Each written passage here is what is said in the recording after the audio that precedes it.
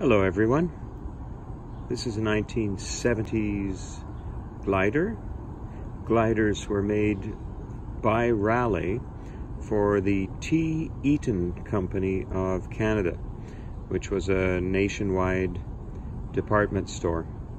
And they brought these gliders in various forms. There's a 3-speed, most often seen in green, and this blue 10-speed came up fairly often. This one was almost ready for the dust heap, but I think it's a worthy candidate for resurrection. So please follow me along as I try to get this bike back on its feet. First thing I think is get some tires and get some rubber and take it for a little spin.